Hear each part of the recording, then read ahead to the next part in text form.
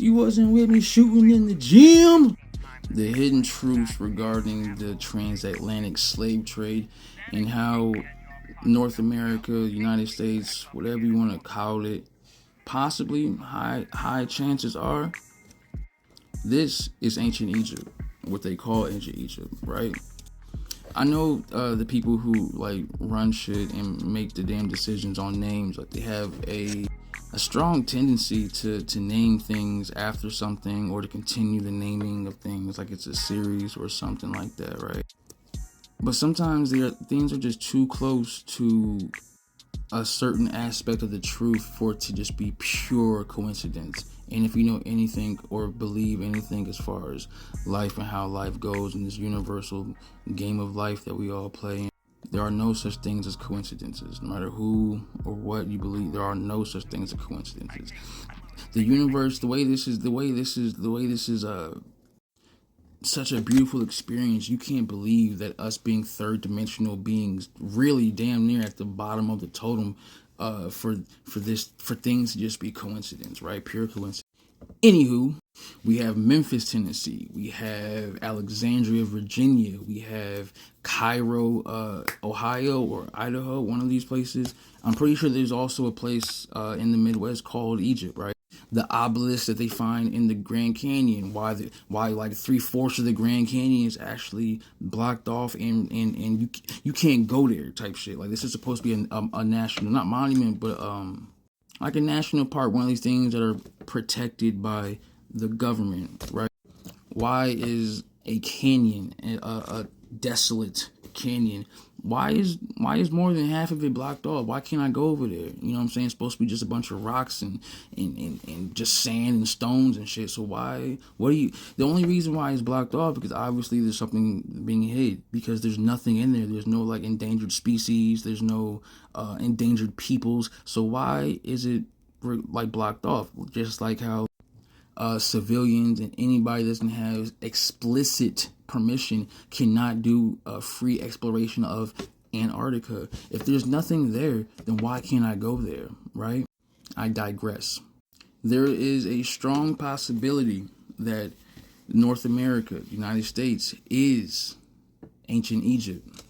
And we're going to go off of the fact that, bruh, it takes roughly, and this is like prime conditions, right? It takes roughly 3 entire full months to get from the western shores of Africa to the Caribbean. 3 months, prime conditions, perfect to get from the western shores of Africa to the Caribbeans, maybe over here to Florida, right? 3 months.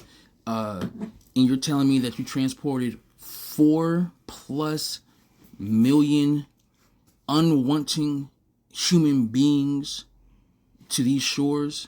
Do you realize that to do that, you'd have to have 36,000 flawless trips to get 4 million individuals over the Atlantic Ocean? And not just that, there has to be, no one had to have died on the ship. That means no scurvy, no infighting,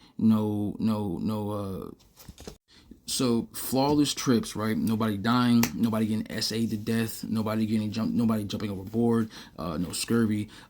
36,000 flawless trips, 4 million souls. That would have taken roughly 400 years. 400 years was the entirety of the slave trade, the entirety. So from day one to like 100 years ago, Slim. You feel me? And what the supremacists don't want us to understand or know is that we were a global species before they intervened, before the Fire Nation got their clout, right? Before they got their technology. The only technology they had to put it underneath their thumb was aggressive gunpowder. We weren't a species of wanton death and destruction. Yes, we had warriors. Yes, we had our own slave trade. Yes, we there were wars, but we were not in the business of just dealing death to deal death. There was a reason, especially for war, right? So what they don't want us to know is that we already circumnavigated, not just circumnavigated, we seeded everywhere that we went. This planet was brown is brown. Matter of fact, there's only about like some crazy number, like 7 million like white people on the planet, like just pure whites. There's only like just about, might be wrong, probably am wrong, but though that number is not far from the truth. I'll give him 10. I'll give him 10 million out of 8 billion people. 8 billion people on this planet. The supremacists are an extremely small number, right? Like almost inconsequential in their actual numbering as a people. Again, TikTok, this is for entertainment purposes only. Entertainment purposes only. This is all satire. So with the Moors, Moors, for those people to be a global reaching peoples, we were already in North America, right? The people that were here that became what we call the natives today, we've already, bro, we like this with them folk, bro. We with them, but they with us type shit. That's why a lot of African Americans, oh yeah, I got Indian in me, all this. My grandmother was born and raised on the Cherokee Reservation, North Carolina, so I got that in me for real. You know what I mean? What's to say that once they figured out how to get over here across that ocean, what's to say that there weren't 10 million beings on these lands that were just like this? Dark, melanated, long hair, all that, whatever you want to say. You know what I mean? And they enslaved the ones that they could. You know, when they got over here and started waving the guns and waving the fofo, once they started doing that and giving out smallpox blankets and taking 13-year-old, 12-year-old Indian women called Pocahontas maybe back to their homes and doing what they will, you know, once they completely broke the minds of these strongest people on the planet, once they broke the minds of these people, what's to say that we weren't already here and they implemented slavery after that? Because again, look at the numbers. Use common sense. Critical think before it's illegal. Use the mind that you have, right?